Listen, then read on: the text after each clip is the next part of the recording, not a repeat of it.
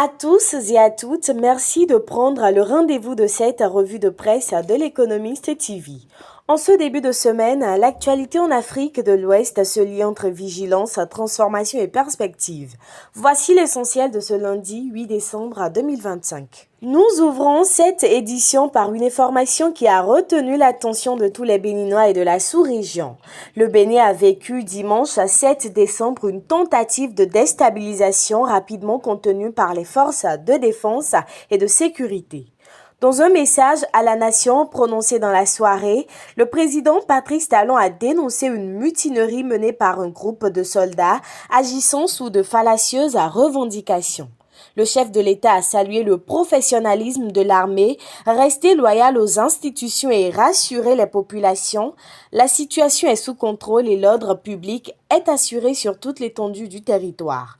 Les autorités ont appelé les citoyens à reprendre leurs activités en toute sérénité, tandis que les recherches se poursuivent pour localiser les mutés en fuite et les personnes retenues. Après cette séquence politique, cap sur l'environnement. L'économiste du Bénin s'intéresse à la question climatique. Les débats remettent en lumière la lenteur des financements en direction des pays vulnérables.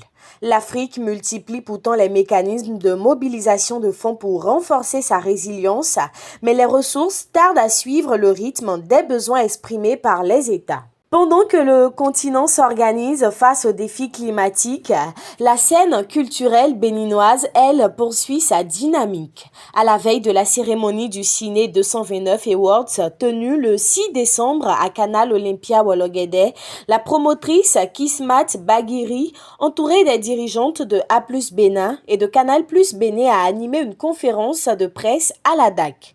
Les partenaires Canal+, A+ Bénin et la DAC ont réaffirmé leur soutien à l'émergence des jeunes talents du cinéma béninois. Un retour à l'actualité nationale avec un chantier d'envergure.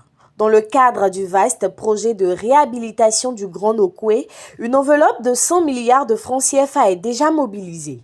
Le recensement mené dans la zone fait état de 746 foyers affectés, un volet social sensible qui appelle à un accompagnement méthodique des populations concernées. Direction Lomé. L'économiste du Togo nous informe que Lomé a accueilli la 5e édition de Rebrand Your Leadership organisée par le groupe Sénankpon. Ce rendez-vous a réuni dirigeants, experts et entrepreneurs autour des thématiques de la gouvernance, du leadership et de la performance commerciale avec pour objectif d'examiner les défis actuels des organisations africaines. Toujours au Togo, un autre sujet retient l'attention, la relation entre les banques et leurs clients.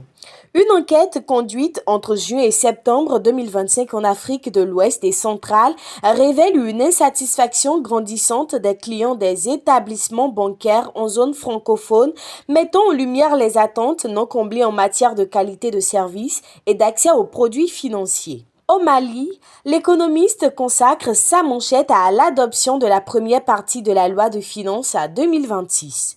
Le Conseil national de transition a validé un budget prévisionnel de 3 057 milliards de recettes pour 3 578 milliards de dépenses avec un déficit contenu à 520 milliards de francs CFA. La seconde partie, portant sur la répartition sectorielle des crédits, doit être examinée ce jour afin de fixer les priorités de l'action publique pour l'année à venir. Enfin, au niveau communautaire, une information venue de l'UEMOA retient l'attention.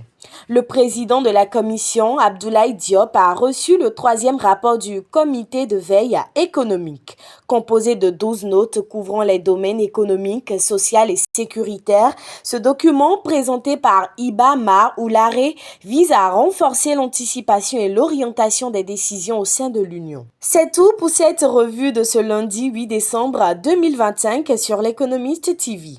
Une actualité marquée par la gestion des équilibres politiques, les enjeux climatiques, les dynamiques culturelles et les choix économiques dans la sous-région.